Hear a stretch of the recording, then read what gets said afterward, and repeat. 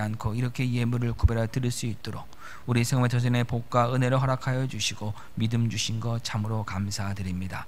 약속의 말씀을 믿으며 하나님께 드립니다. 하나님께서 약속하신 대로 이들의 창고가 차고 넘치게 하여 주시오며 모든 필요한 것들에 흔들어 넘치도록 휘늘러 채워 주시옵소서. 하나님의 자녀들이 이 땅의 삶을 살아갈 때 물질로 인해 궁핍함을 받아서 남에게 꿔가는 인생 되지 않게 하여 주시고 항상 하나님의 풍성하심을 전하며 사랑을 나누며 살 수 있도록 이 시간 하늘의 창고를 여시고 이들의 삶에 필요한 모든 것들 하나님 공급해 주시고 채워 주시옵소서. 그래서 하나님의 손길 가운데 그들의 생활의 터전이 물된 동산처럼 정말 시절을 쫓아 과실을 맺는 그런 귀한 은혜의 역사들, 복의 역사들 일어나게 하여 주시옵소서. 하나님 또한 이 예물에 쓰시는 곳곳마다 우리 구주 예수 그리스도의 은혜와 그 사랑과 그 이름의 영광만 나타내 주시옵소서. 예수님의 이름으로 기도합니다. 아멘. 이 시간 우리 하나님 말씀 보도록 하겠습니다. 하나님 말씀은 누가복음 5장 1절부터 11절입니다. 하나님 말씀 보실 때 우리 다 같이 일어나셔서 함께 보도록 하겠습니다. 누가복음 5장 1절부터 11절 말씀입니다.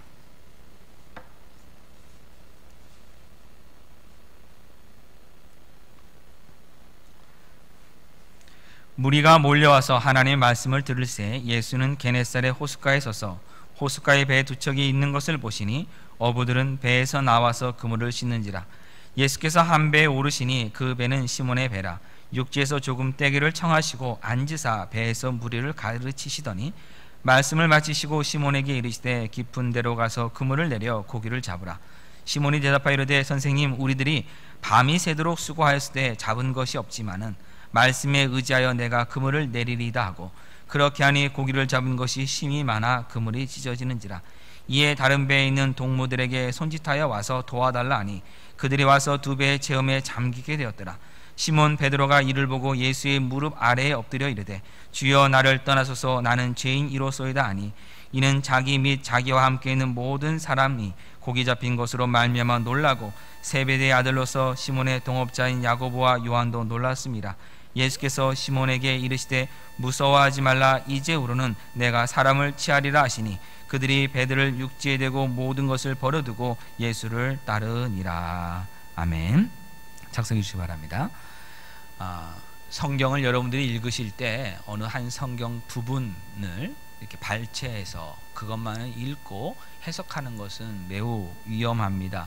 만약에 오늘 이 본문 말씀 누가복음 5장 1절부터 11절까지 말씀만을 따로 떼서 본다면 우리가 내릴 수 있는 결론 중에 하나는 무엇인가 하면 베드로는 참 남다른 사람이었다는 겁니다. 예수님께서 오셔서 배를 좀 띄워달라고 할 때 띄워줍니다. 깊은 곳으로 가서 그물 던지라면 던집니다. 나를 따르라면 모든 것을 다 버려두고 예수님은 즉시 따라갑니다. 대단한 믿음이고 대단한 순종입니다. 흠잡을 만한 것을 찾기가 매우 힘듭니다. 그러나 여러분들이 이제 성경 전체를 보시고 문맥을 좀 더 살펴보시면서 오늘 말씀을 읽으시게 되면은 베드로의 믿음에 여러분들이 주목하지 않고 베드로를 부르시는 예수님에게 주목하게 됩니다. 성경은 우리를 예수님에게로 주목시키는데 목적이 있는 것이지 사람에게 사람을 주목하게 하는데 목적이 있지 않습니다. 이제 전체적으로 한번 살펴보도록 하겠습니다. 지난주에 우리는 그 가버나움 회당에서 예수님께서 말씀을 전하시고 그 말씀을 전하실 때 귀신이 쫓겨나갔고 또한 회당의 모임을 마치고 나서 예수님께서 시몬의 집에 들어가서 그 시몬의 장모의 열병을 고쳐주시고 글이 쓴 다음에 수많은 사람들이 예수님께 나와왔을 때 그들의 병들을 친히 안수하셔서 고치시는 그 말씀을 살펴보았습니다. 이 말씀을 보면서 우리가 생각할 것이 이겁니다. 이 시몬이라 불리는 이 베드로의 집에 예수님이 어떻게 회당에 모임 마치자마자 그 바로 베드로의 집에 갈 수 있었느냐 하는 겁니다. 그 이전에 베드로와 예수님과의 만남이 있지 않으면 안 되는 일입니다. 제가 이 이야기를 지금 여러분에게 알려드리는 이유는 무엇인가 하면은 이 누가복음 5장에서 베드로가 모든 것을 버려두고 예수님을 따른 것이 하루아침에 된 일이 아니라는 점을 여러분에게 알려드리기 위해서입니다. 신앙은 하루아침에 자라질 않습니다. 믿음은 하루아침에 온전해지질 않습니다. 우리가 창세기 강의를 하면서도 아브라함의 믿음을 보면 우리는 할 말이 없습니다. 왜 할 말이 없냐면 자식을 바치는 믿음입니다. 거기에 우리 부모의 입장에서 무슨 할 말이 있겠습니까? 그러나 우리가 주목해 봐야 할 것은 무엇인가 하면 도대체 아브라함이 만난 하나님, 아브라함이 그 이삭을 바칠 때까지, 아브라함이 75세에 가나안 땅에 왔습니다. 그리고 이삭을 바칠 때 이삭의 나이를 우리가 한 25세 정도로 보자고 했습니다.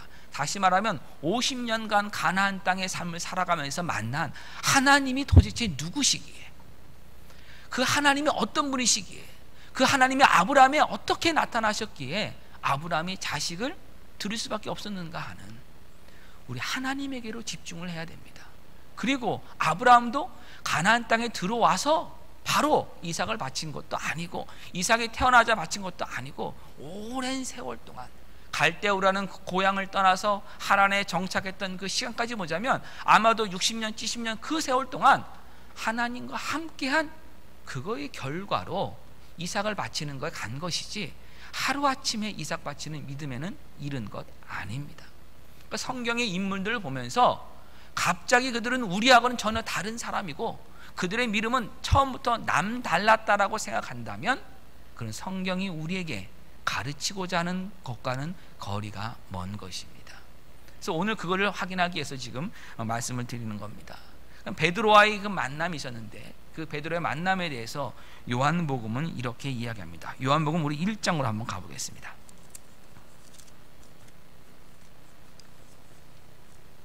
요한복음 1장 35절입니다. 또 이튿날 요한이, 여기서 말하는 요한은 침례 요한입니다. 자기 제자 중 두 사람과 함께 섰다가 예수께서 거니심을 보고 말하되 보라 하나님의 어린 양 이로다. 두 제자가 그의 요한의 말을 듣고 예수를 따르거늘 예수께서 돌이켜 그 따르는 것을 보시고 물어 이르시되 무엇을 구하느냐 이르되 랍비여 어디 계시오니까 하니 랍비는 번역하면 선생이라. 예수께서 이르시되 와서 보라. 그러므로 그들이 가서 계신 데를 보고 그날 함께 거하니 때가 10시쯤 되었더라.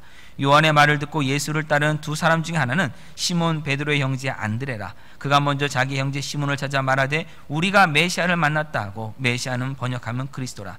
데리고 예수께로 오니 예수께서 보시고 이르시되 내가 요한의 아들 시몬이니 장차 게바라리라 하시니라. 게바는 번역하면 베드로라 했습니다. 예수님께서 침례 요한에게 요단강에서 침례를 받으셨습니다. 그리고 나서 침례 요한을 따르던 두 제자들이 그 예수님의 거니시는 모습을 보게 됩니다. 근데 침례 요한이 예수님을 가리켜서 하나님의 어린 양이라고 얘기하고 침례를 설명을 하자 그들이 예수님을 따라가기 시작합니다. 그 중에 한 사람이 바로 베드로의 동생인 안드레였습니다. 그래서 안드레가 자기 형에게 와서 형, 내가 메시아를 만났다라고 얘기를 하며 형을 데리고 예수님에게로 갑니다. 그때 예수님께서 그 베드로를 보시고, 그 시몬이라는 이름입니다. 원래 이름은 시몬이고 여기서 말하는 이 요한은 또 다른 요한입니다. 성경에 나오는 수많은 요한 중 또 다른 요한입니다. 침례 요한도 아니고 예수님의 12 제자인 사도 요한도 아니고 그냥 요한입니다. 요한이라는 사람의 아들. 다른 성경에서는 이제 바요나라고 이렇게 얘기를 합니다. 바요나 시모나. 그 시몬이라 불리는 이 사람의 이름을 게바라고 바꿔주십니다. 게바라는 말은 그 당시 이스라엘에서는 히브리어는 문자로만 쓰여졌고 성경에서만 있었고 그 사람들이 말로 하는 언어는 아람어였습니다. 그래서 그 아람어로 게바라는 뜻은 뭐냐면 반석이고, 그 반석 바이라는 단어를 헬라 말로 바꾼 것이 베드로입니다. 그래서 예수님의 그의 이름을 시몬에서 베드로로 바꿔주신 겁니다. 자, 그러면 시몬이라는 사람이 베드로라는 이름을 가진 것은 예수님을 처음 만났을 때 예수님이 그 이름을 바꿔주신 겁니다. 그리고 이미 안드레는 예수님을 요단강에서부터 따라서 지금 갈릴리 지역까지 온 것입니다. 이것은 지금 무엇을 보여주고 있는 거냐면 안드레와 지금 이 시몬이라 불리는 이 베드로가 예수님과 이미 이 이전에 누가복음 5장 이전에 만났다는 것을 우리는 알 수가 있습니다. 더군다나 예수님께서 그 사람의 이름을 바꿔주실 정도로 큰 관심을 가지고 있었고 그것을 통해서 그들도 자신들이 예수님의 특별한 사랑을 지금 잊고 있다는 것을 확인할 수 있었습니다. 그러던 중에 이 가버나움 회당에 예수님이 오셔서 말씀을 전해 주셨는데 그 말씀을 전해 주는 도중에 귀신이 자기 정체를 드러내고 또한 예수님께서 말씀으로 그 귀신을 쫓아내는 그 사건을 봅니다. 그때 그들이 기억한 건 뭐냐면 그들의 집에도 바로 이 시몬의 집에 장모님이 열병으로 심하게 지금 아프신 겁니다. 그래서 그들이 예수님에게 자기 집으로 와달라고 얘기를 하고 예수님이 그 집으로 간 겁니다. 마가복음에는 그때 갈 때 누구랑 같이 가냐면 야고보와 요한과 그리고 바로 시몬과 안드레가 갔다라고 얘기를 하고 있습니다. 이렇게 네 사람이 예수님을 모시고 집에 간 것입니다.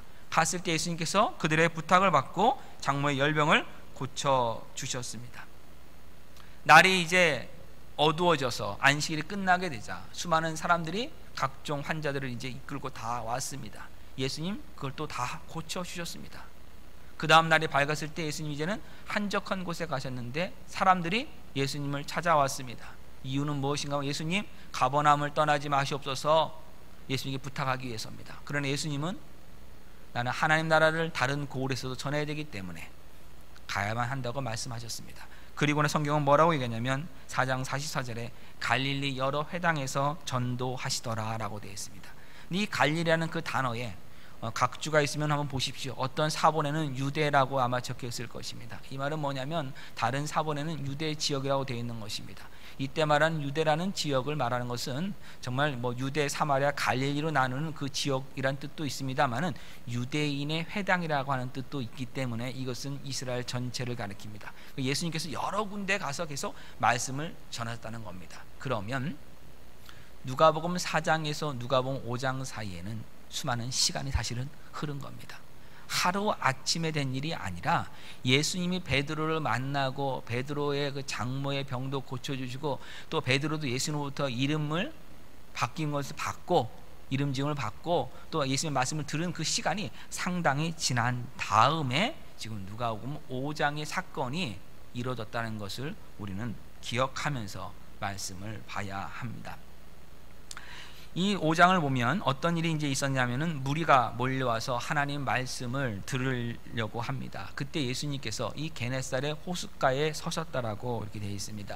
이 게네사렛 호숫가는 갈릴리 호수를 다르게 표현한 겁니다. 왜 그런가 하면은 갈릴리 호수에 큰 도시가 있습니다. 근데 가버나움이라는 도시는 그렇게 큰 도시는 아니었습니다. 당대의 가장 큰 도시 중에 하나가 이 게네사렛이라고 하는 동네였고 또 하나는 디베랴라고 하는 도시였습니다.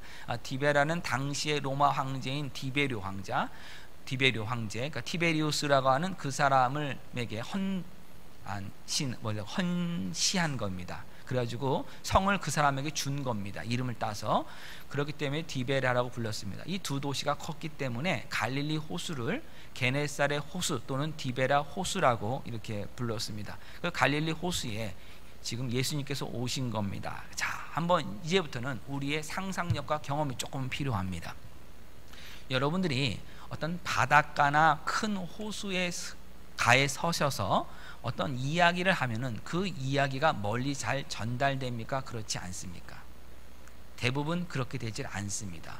물소리에 파도 소리에 우리 목소리가 잠겨서 다른 데보다 아무리 소리를 크게 질러도 상대편에게 잘 들리지 않습니다. 많은 무리를 가르치기에 물은 호숫가는 좋은 장소가 아닙니다.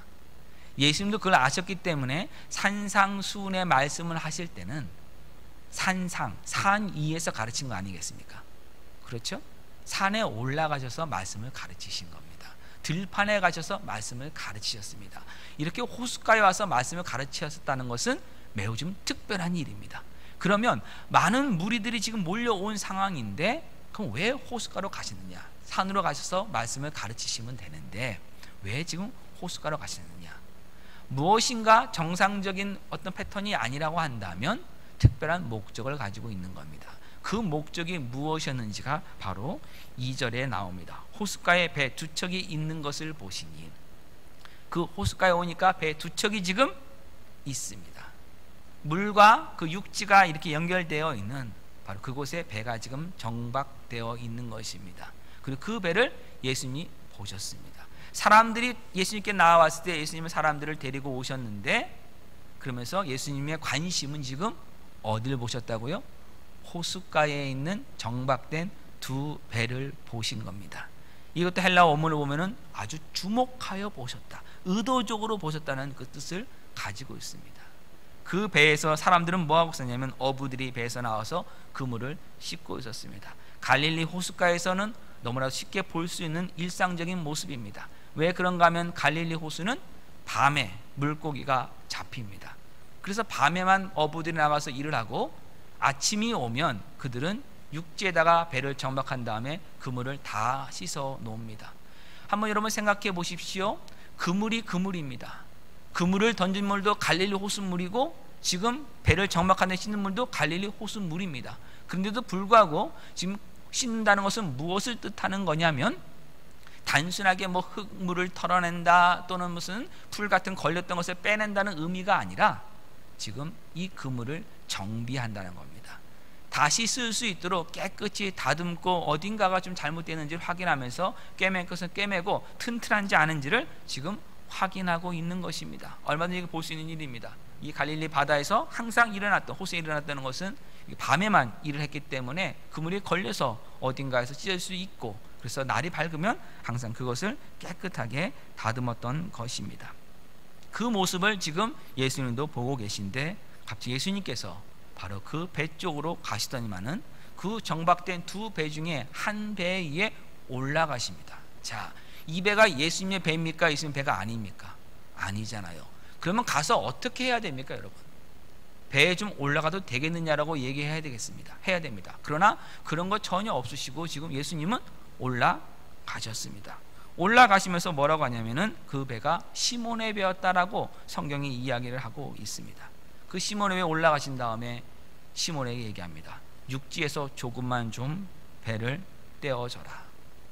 물가 쪽으로 좀 더 물 쪽으로 배를 좀 띄워줘라. 그래서 거기에서부터 가르치겠다고 말씀하시면서 그 자리에 앉으십니다.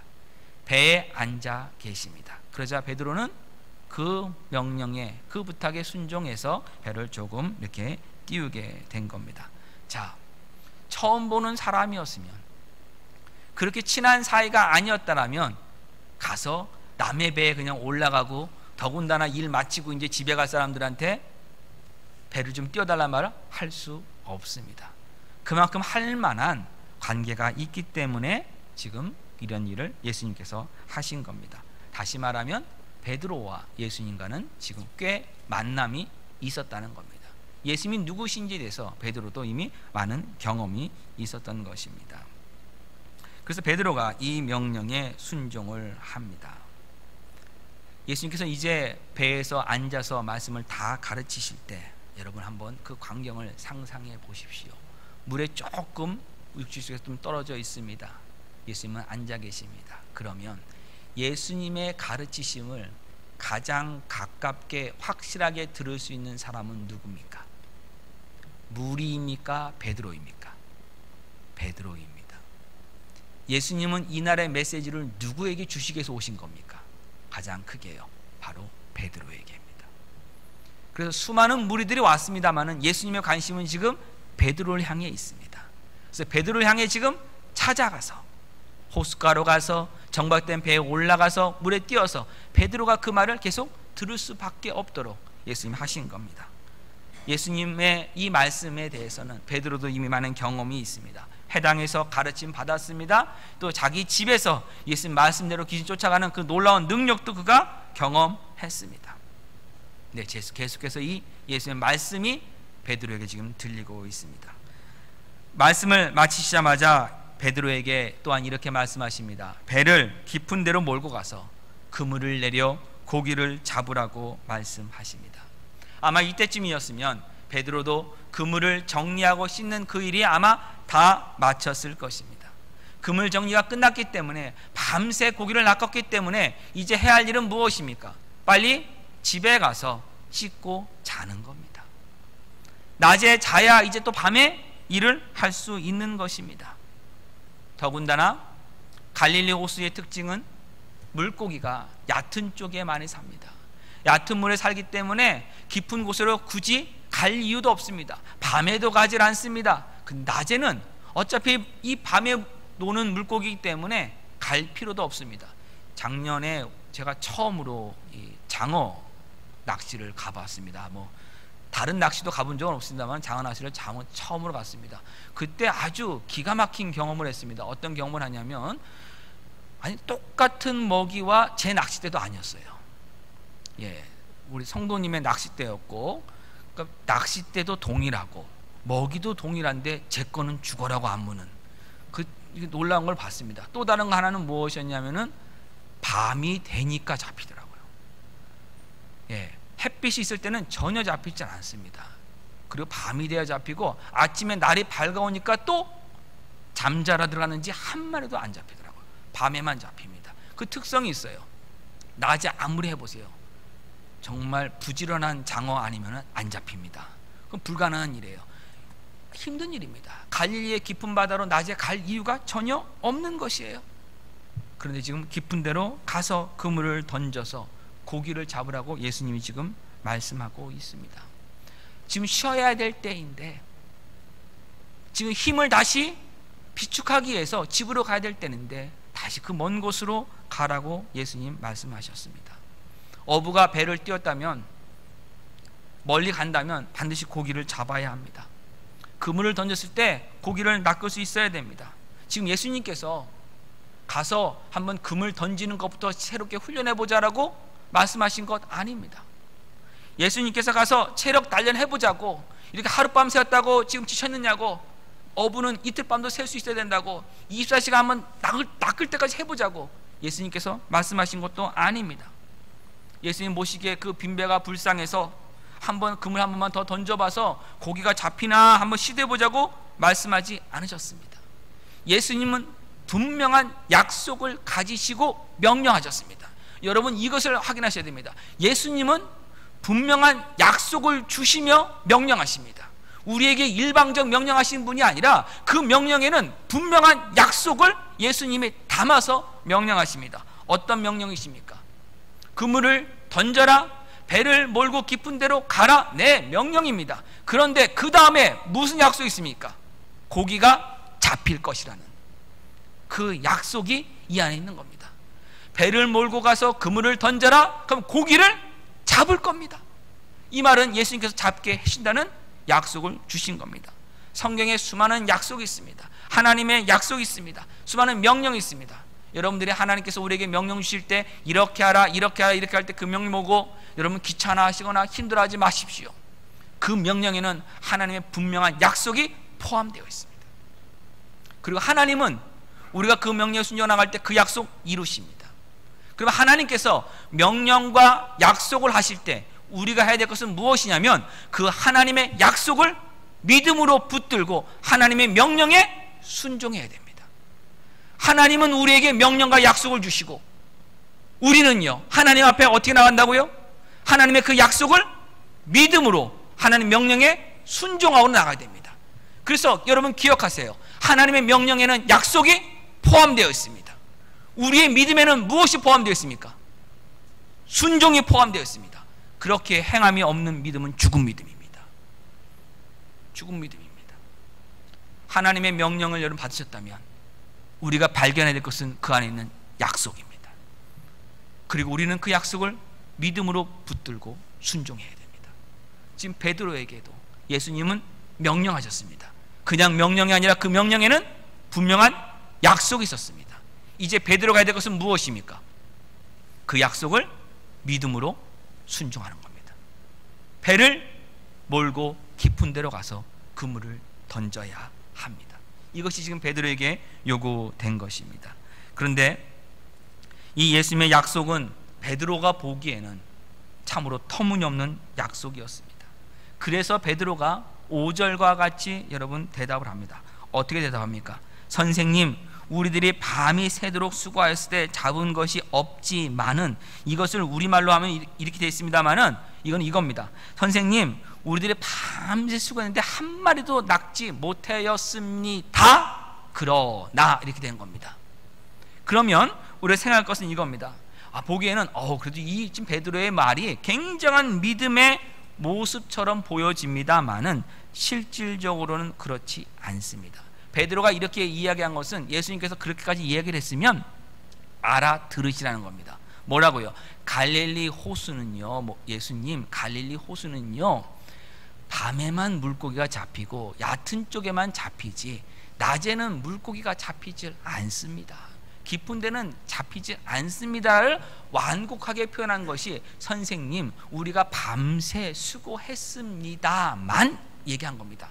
그러면 예수님도 알고서는 오늘 밤에는 그러면은 저쪽으로 한번 가보라는 거 어떻겠냐 이렇게 이야기했다면 아마 탈출하셨을 겁니다. 그 상황에서. 그런데 예수님은 가만히 지금 아마도 베드로를 지켜보신 것 같아요. 베드로 눈을 보면서 가만히 있으니까 베드로가 이제 마지못해서 덧붙인 게 뭐냐면 말씀에 의지해서 내가 그물을 내리겠습니다 라고 한 것 같습니다. 이렇게 보는 이유는 여러분 이 누가복음 5장 5절에서 베드로가 예수님에 대해 얘기할 때 우리들에서 나로 바뀐 거 발견하셨습니까?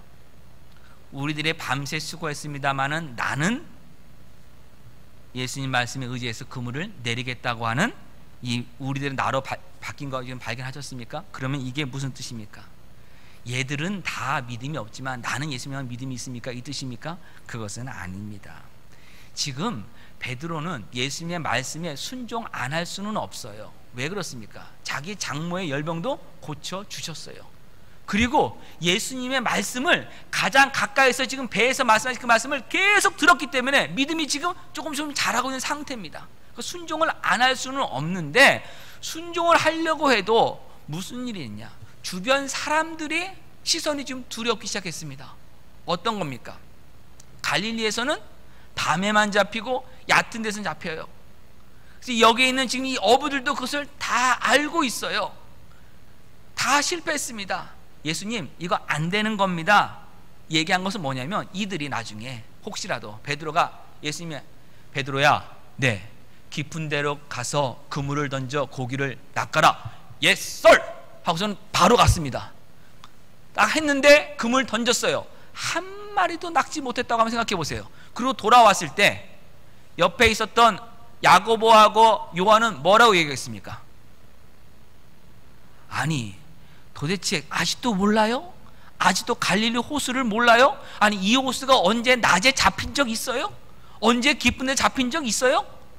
근데 아무리 예수님이 말씀하셨다고 해도 예수님이 아무리 해당에서 막 귀신 쫓아내시고 말씀 전하시고 말씀의 권위가 나타났다고 해도 여기는 바다지 여기는 호수지 예수님이 한던 그런 땅은 아니잖아. 어떻게 그거를 모르고 그 말 듣고 따라갈 수가 있어? 좀 뭐 어디 된 거 아니에요? 이렇게 말하지 않겠습니까 여러분?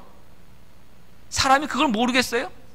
베드로가 지금 그래서 미리 약을 바르는 거예요. 미리 약을 치는 거예요. 뭐라고요? 야고보야 요한아 내가 몰라서 가는 거 아니거든?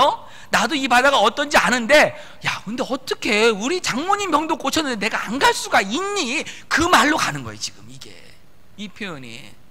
그러니까 예수님 말씀하시면 그래도 우리는 어떤 조금이라도 하는 신용을 해야 되니까 어쩔 수 없이 가는 거야. 그러니까 혹시라도 내가 갔다가 못 잡더라도 왔는데 아니 아직도 그거 몰랐어란 말 하지 마. 나도 알고 있지만 예수님이 이미 앞에서 하신 일이 있기 때문에 예수님 말씀에 대해서 역사가 일어났기 때문에 우리 장모님 고쳐주셨기 때문에 내가 이거 하는 거니까 갔다 와서 혹시 실패하더라도 나한테 무슨 말 하지 말고 그냥 가만히 좀 있어줘라고 얘기한 것이 5절이에요. 그걸 보시면서 한번 읽어보세요. 다시 한번 그 생각하시면서 5절 시몬이 대답하려되 선생님 우리들 밤이 새도록 수고하시되 잡은 것이 없지만은 말씀에 의지하여 내가 그물을 내리리이다 라고 얘기한 거예요. 그리고 나서 자기의 바로 동생인 안드레만 데리고 깊은 데로 갑니다. 만약에 베드로가 예수님의 이 말씀 깊은 데로 가면은 고기가 잡힌다는 것을 베드로가 알고 있었고 믿고 있었고 온전하게 붙들었다면 혼자 가질 않습니다. 옆에 있는 누굴 데려가겠습니까? 옆에서 혼자 지금 그물하고 있는 야 같이 가자. 예수님 말씀하시면 다 이루어지지 않았니? 예수님 지금 약속하셨다. 우리 믿음을 가지고 가자라고 옆에 설득했을 베드로입니다. 그런 열심이 있어요. 나중에 고기가 가득 채워졌을 때 베드로가 혼자 먹었어요? 아니면 불렀어요? 불렀잖아요. 손짓으로 얘들아 일로 와라 일로 와라 뱃사람의 수신호로 가지고 불렀습니다. 그리고 나눠 가졌단 말이에요. 그런 마음을 가지고 있는 사람이 베드로예요. 베드로에게서 야고보, 요한은 자기 동역자라고 분명하게 얘기를 했습니다. 동업자라고 얘기를 했어요. 같이 함께 항상 다니는 사람이었어요. 자기 집에도 혼자 온 것이 아니라 야고보와 요한이 함께 와서 예수님에게 부탁했어요. 시몬의 장모의 어머니를 고쳐주십시오라고. 이렇게 항상 같이 다니는 사람이에요. 그러면 그때 진정한 믿음이었다면 앞에 선생님 우리는 이 얘기 하질 않습니다. 어떻게 얘기됩니까? 네, 예수님 알겠습니다. 얘들아 같이 가자. 예수님이 말씀하셨다. 우리 그 말씀에 의지해서 함께 가자라고 이야기하면 베드로의 믿음이 대단한 믿음이에요. 정말 큰 믿음이고 진정한 믿음입니다. 그러나 베드로는 아직 거기까지 가지 않았다는 겁니다. 거기까지 가지 않았어요, 여러분. 베드로라고 해서 처음부터 정말 그 위대한 믿음의 사도가 된 거 아니란 말씀입니다. 저와 여러분과 똑같아요. 제가 너무 베드로를 지금 이렇게 낮게 낮추는 게 아닌가 조금 고민이 되긴 하네요. 지금 마세하고 보니까 저처럼 생각할까봐 이렇게 설명했습니다만은 여러분 그걸 기억하셔야 돼요. 성경의 인물들의 믿음이 처음부터 완벽한 거 아닙니다. 처음부터 온전한 거 아닙니다. 하나님의 말씀에 따라가면서 때로는 실패하면서 그럼에도 불구하고 붙들으시는 그 하나님의 사랑 가운데서 말씀이 이루어지는 걸 경험하면서 그 믿음이 자라는 거예요. 하루 되는 거 아닙니다. 베드로가 이제 가서 동생을 가서 그물을 던집니다. 동생은 안 따라갈 수가 없으니까요. 던집니다. 네, 그물에 고기가 너무 많이 걸려서 그물이 지금 막 찢어지려고 합니다. 근데 이 그물이 어떤 그물이었습니까? 방금 전에 정비가 끝난 그물입니다. 다시 말하면 찢어지기 힘든 그물입니다. 이미 온전한 그물입니다. 근데 놀라운 일이 벌어진 거예요. 정말 큰 기적이 지금 일어난 겁니다. 그래서 자기 동료들을 불렀고 서로 나눠 가집니다. 그런데도 너무 많아서 그 두 배가 다 지금 잠길 지경에 이르게 됐습니다. 그때 성경에 뭐라고 얘기를 하냐면 8절에 시몬 베드로가 이를 보고 예수의 무릎 아래 엎드렸다라고 얘기합니다. 자, 그러면 예수님은 어디에 계셨습니까? 베드로가 깊은 데로 배를 몰고 가고 그물을 던질 때 그 그물을 건져 올리면서 막 고기가 너무 많아서 찢어지려고 할 그때, 자기의 동업자들을 부르는 그때 예수님은 어디 계셨습니까? 베드로의 배 안에 앉아 계셨습니다. 그곳에 베드로가만 간 것이 아니라 예수님도 함께 가셨습니다. 그 앞에 베드로가 지금 엎드렸습니다. 여기에 성경은 큰 두 가지 변화를 기록하고 있습니다. 5장 8절에 있는 두 가지 변화의 첫 번째는 무엇인가 하면은 베드로라는 이름이 드디어 쓰이기 시작했습니다. 누가복음 4장 38절과 5장 7절 사이에서는 시몬이라는 이름밖에 나오지 않았습니다. 5장 3절에도 시몬의 배라, 4절에서도 시몬에게 이르시되, 5절에서도 시몬이 대답하여 라고 계속 시몬이란 말밖에 하지 않았습니다. 그런데 5장 8절에 드디어 어떤 고백이 나옵니까? 성경에서 시몬 누굽니까? 베드로입니까? 그리고 이 베드로라는 이름이 누가복음에서는 이 이후에는 누가복음 5장 8절 이후에서는 시몬이라는 이름이 아니라 베드로라는 이름으로만 사용됩니다.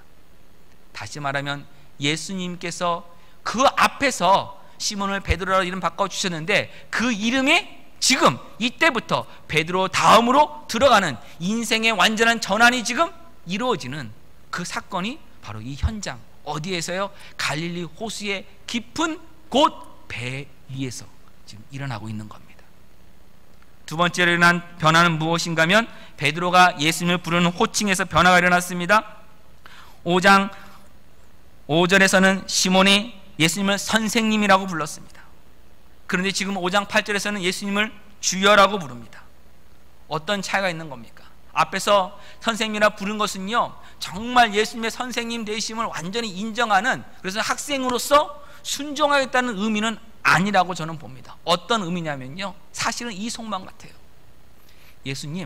예수님은 정말 말씀을 회당에서 잘 가르쳐 주시는 회당에서의 말씀의 선생님이십니다.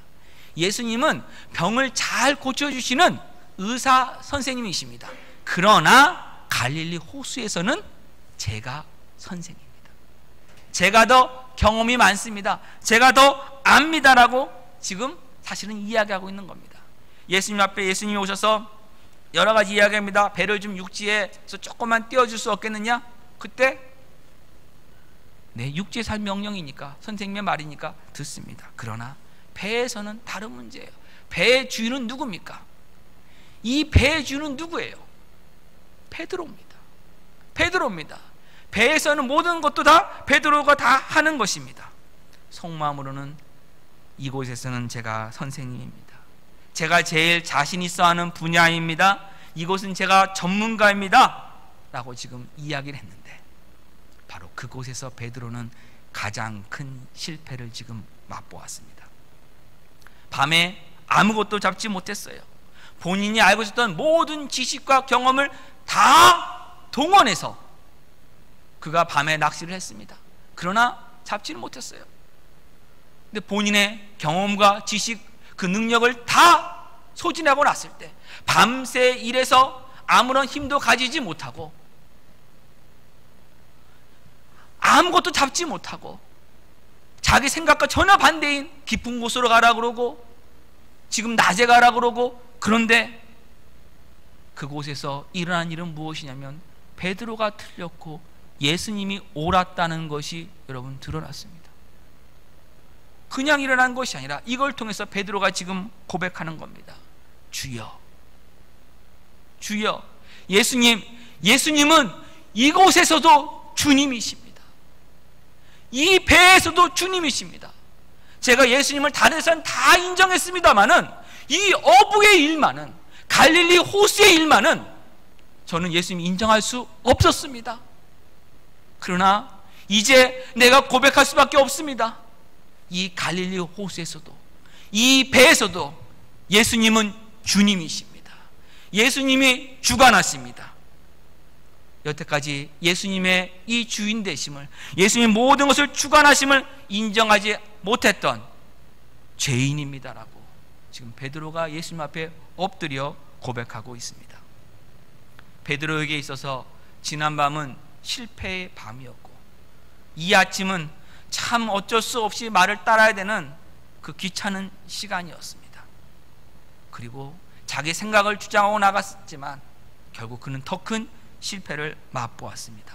자기가 갖고 있던 모든 경험, 자신이 했던 그 모든 것들이 다 물거품이 되었고 쓸모없던 것이 다 되었습니다. 그러나 여러분 기억하십시오.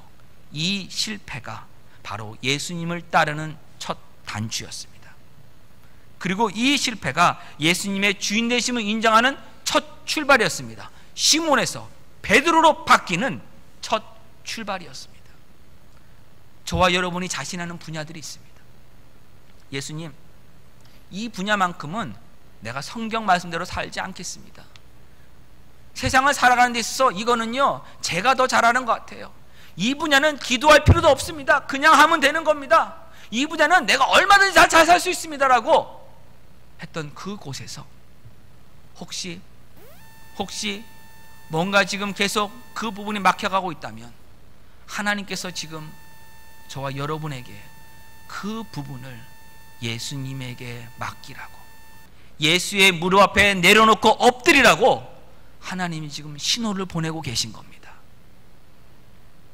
하나님의 주인 되심, 예수님의 주인 되심을 여러분은 어디서만 인정하십니까? 회당에서만 인정하십니까?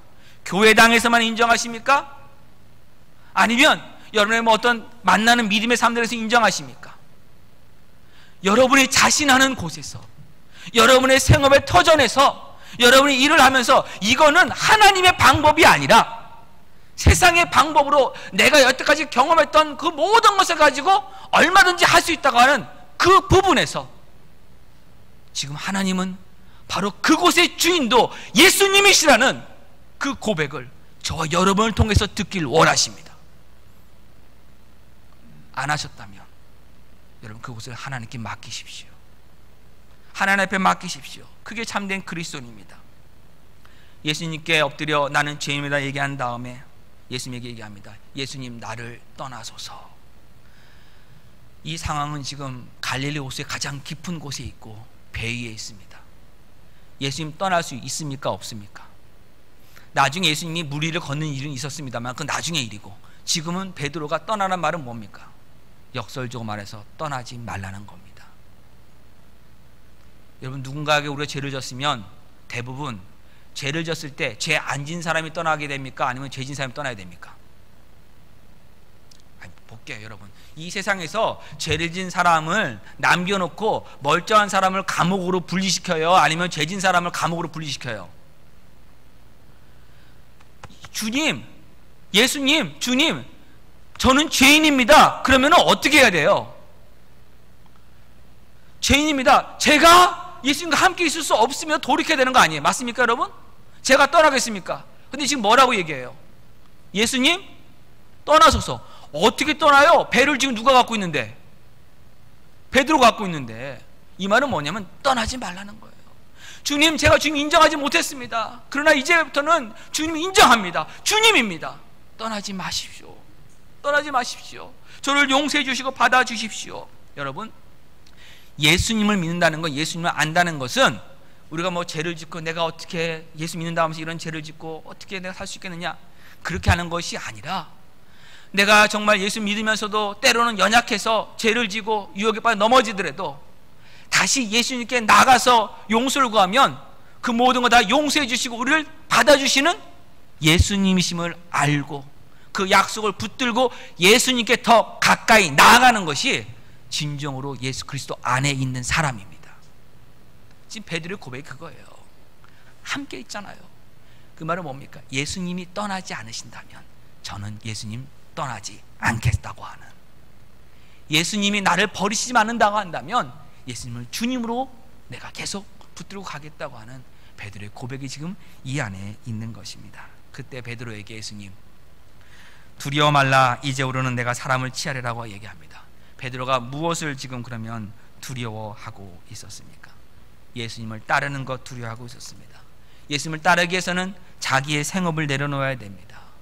베드로의 장모가 있었다는 것은 베드로에게는 아내가 있었다는 것이고 가정이 있었다는 것입니다. 혼자 갈 때는 갈 수 있습니다만은 쉽지 않은 일입니다. 더군다나 물고기 잡는 일은 얼마든지 자기가 잘할 수 있는 일입니다만은 예수님을 따라다니는 일은 자신 없는 분야입니다. 그렇기 때문에 두려워하고 있었습니다. 그런데 예수님이 지금 무엇을 보여주셨습니까? 베드로가 가장 자신했던 그 분야도 예수님이 주인이심을 보여주셨습니다. 베드로가 나 혼자 얼마든지 할 수 있다고 생각했던 그 분야도 바로 예수님께서 다스리고 계심을 보여주셨습니다. 베드로의 이 실패를 통해서 예수님은 확실하게 예수님이 그 모든 것을 다 주관하시는 분임을 알려주셨습니다. 그렇기에 베드로가 예수님 따라다니는 걸 더 이상 두려워할 필요가 없습니다. 예수님의 명령은 여러분 분명한 약속과 연결되어 있습니다. 그리고 예수님은 그 약속을 계속 신실하게 지키십니다. 예수님 베드로, 안드레, 야고보, 요한의 연약함 다 아셨습니다. 그들의 자신이 사는 그 분야에서 가장 처절한 실패를 맛볼 때 예수님 기적을 베풀어 주셔서 예수님만으로 충분함을 확실하게 보여주셔서 그들의 의심과 두려움 없애주시고 예수님 따르게 하셨습니다. 그러자 그들은 배가 땅에 닿자 그들은 모든 것을 내려두고 버려두고 예수님을 따릅니다. 이들의 따름을 통해서 저와 여러분에게 복음이 전해졌습니다. 우리 이제 정리 한번 해보겠습니다. 베드로가 예수님 만나자마자 다 버려두고 예수님 따른 것 아닙니다. 믿음 하루아침에 강해지지 않습니다. 그럼 우리가 할 것은 무엇입니까? 작은 명령부터 순종하십시오. 조금 귀찮더라도 배 육지에 잠깐 띄우는 것 할 수 있을 정도의 작은 명령입니다. 하나님께서 저와 여러분에게 작은 명령 주실 때 그 명령부터 순종하십시오. 그리고 하나님 말씀 읽으시고 묵상하시고 들으십시오. 배에 물을 띄워놓고 베드로에게는 하나님 말씀이 계속 전해졌습니다. 예수님의 입을 통해서 말씀이 계속 전해졌습니다. 하나님 말씀 없이 믿음 자라지 않습니다. 하나님 말씀대로 살며 그 약속이 이루어지는 경험들이 쌓여서 믿음이 자라갑니다. 믿음이 자라가며 우리들의 삶의 영역에서 이제 예수님만으로 충분하다는 그 고백이 나오는 분야가 점점 넓어지고 깊어집니다. 그때 내 생각, 내 경험, 내 지식, 내 지혜로 충분하다고 생각했던 그곳까지 예수님께서 주인 되길 원하심을 보여주십니다. 그때 그 모습이 혹시 실패라고 하더라도, 나의 자존심이 무너지고 내 생각에 나의 모든 실력 없음이 드러난다고 하더라도, 여러분, 그것이 복이라는 사실을 놓치지 마십시오. 예수 그리스도의 주인 되심이 드러날 때이기 때문입니다.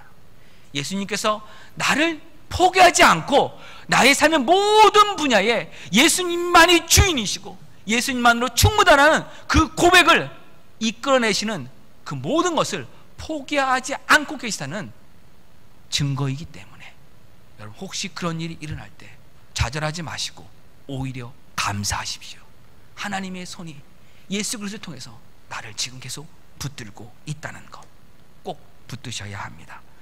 살아가시며 성경이 다 옳다고 하더라도 이것만큼은 아니다라고, 이것만큼은 내 경험대로 살겠다고 했던 거 있다면 여러분 빨리 내려놓으십시오. 그곳에 예수님의 주인 되심 여러분 선포하십시오. 그곳에 예수님으로 충분하심 선포하십시오. 마지막으로 한 가지 부탁을 드리겠습니다. 이 말씀 보시면서 혹시라도 여러분 예수님을 따르라고 하니까, 예수님이 따르라고 하니까 제자들이 모든 것을 버려두고 예수님 따랐다고, 은혜 받았다고, 정말 불 받았다고, 지금 여러분의 생업 다 버려두시고 목사님 오늘부터 제가 신학교 가겠습니다, 선교지로 가겠습니다, 기도 정말 많이 하시고 오십시오. 예, 가능한 한 제발 이 안에서 그렇게 할 수 있는 사람은 나이별로 한두 사람밖에 없습니다. 여러분, 네, 그러지 마십시오.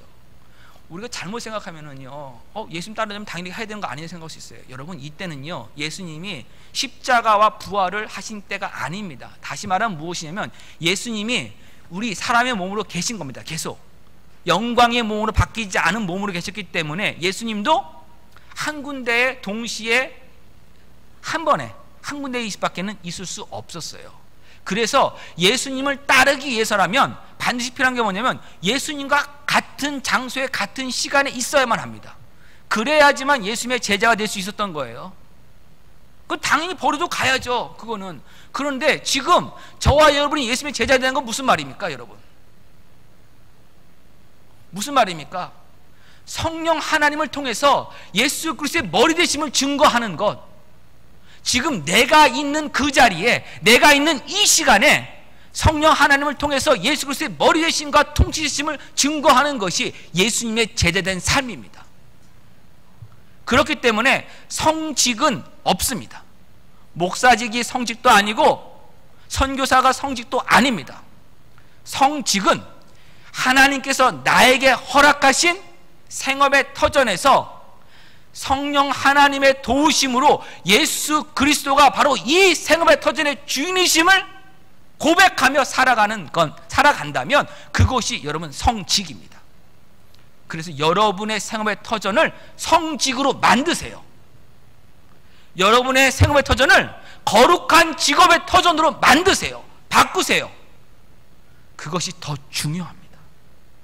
제발 좀 이 말씀 보고 오해하셔갖고 목사님 너무 큰 은혜 받았습니다, 더 이상 제가 이렇게 살아갖고 사람을 낚는 일에 가야 되겠습니다. 생업의 터전에서 낚으시기 바랍니다.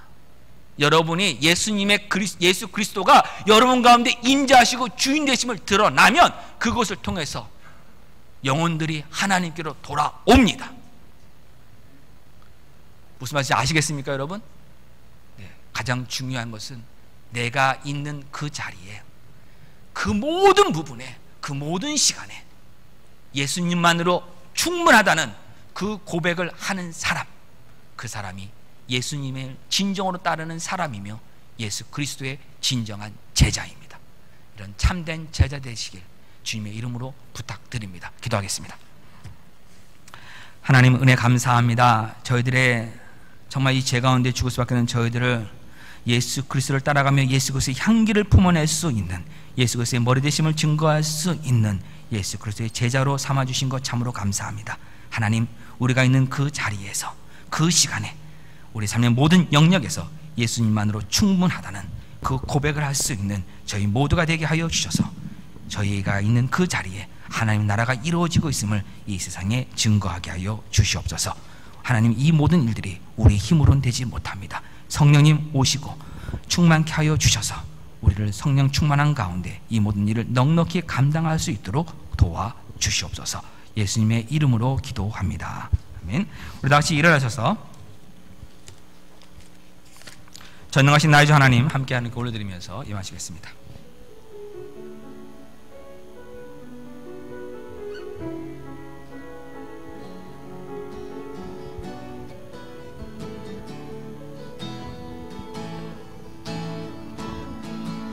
전능하신 나의 주 하나님은